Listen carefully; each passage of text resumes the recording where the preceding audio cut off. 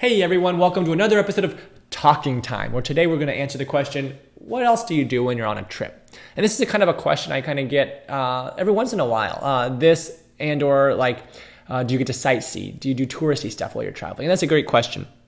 Before we start, do me a favor, smash the like button, hit the subscribe button. If you're on YouTube, head on over to Instagram and Facebook. Follow me there. And if you're on Instagram or Facebook, check out YouTube. Subscribe there, helps the algorithm, helps push these videos out to more people. So let's address that question. So what else do I do on a trip?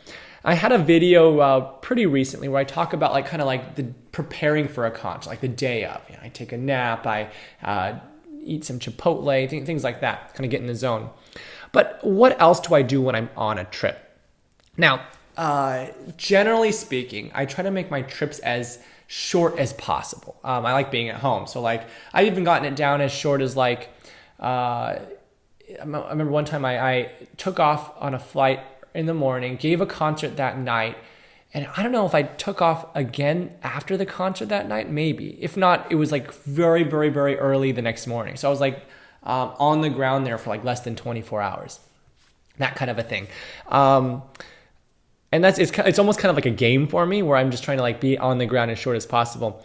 Sometimes though you are there longer, especially if you're giving a concert that's with an orchestra. So if you're playing a concerto, oftentimes you'll have a day or two of rehearsals before the first of maybe two concerts. So you're going to be there maybe 5 days, 4 nights, 5 days, something like that. So what do? If it's a city that I've been to before, I'll generally not do very much sightseeing because, you've been there, you've kind of probably already done some of the touristy stuff. And when you're traveling alone, at least for me, it's not as fun to do touristy stuff than if I'm with other people, right? So when I'm traveling alone, if I've already been somewhere, I'll probably not do touristy stuff. I might go, if I have some time and stuff, go on a walk. Or I remember last time I was in Omaha, they had the Lime scooters. I just got one of those and zipped around the town for a while, just kind of looked around. That's a lot of fun doing that kind of stuff. But if it's a city, again, that I've been to before, most likely I'll just kind of hang around the hotel most of the time, get rested up mentally, physically, get kind of prepared for the concert. Another thing I do a lot of is, especially if it's a conductor that I've performed with before and we're friends and stuff, we'll go out to eat and stuff like that and hang out that way. If it's a conductor and or a presenter, so the people who organize the concerts that I don't know, oftentimes we'll still go out to eat and we'll get to know each other that way, and then we'll become friends. And so that's a lot of fun. So you get to go out to eat, different places, for things like that. Sometimes there are meet and greets scattered somewhere around. So, during my stay, so, it'll be maybe meeting with the donors of the orchestra or meeting with the, kind of one of those cocktail party type things. Sometimes it'll be at someone's house, like one of the donors' homes. Sometimes it'll be at, the concert venue. It kind of depends. Oftentimes I'll also do student outreaches. So while I'm giving a concert for a day or two or whatever, solo or orchestra concert, sometimes there'll be outreaches, and those can take a huge variety of forms. Sometimes it's me going to an elementary school and giving a little mini talk / concert to the little kids. Sometimes it's at a high school. Sometimes I'll give a master class at a high school or a university in the area and teach.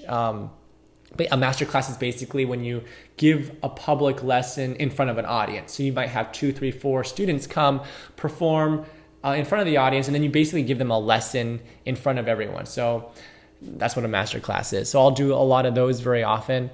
What else do we do? Sometimes there'll be radio stuff, publicity stuff, things like that. And they're usually scheduled ahead of time, so I kind of know what I have each day. But in terms of free time and stuff, it really kind of depends. Again, so if I'm feeling bored, I might walk around or whatever. But I generally don't, if it's a place that I've been to before, do a lot of the touristy things. Just try to get rest and things like that. Practicing also happens. Yeah, you got to practice. I don't usually practice a whole lot during my trips. If I'm there a long time, then I'll practice, particularly on days that I'm not performing. On days that I do perform, I don't usually practice a whole lot. I might try, if the concert's at night, for example, I might, before my nap, in the morning, give a go and practice for a little bit, but I don't really practice a lot on the days that I play.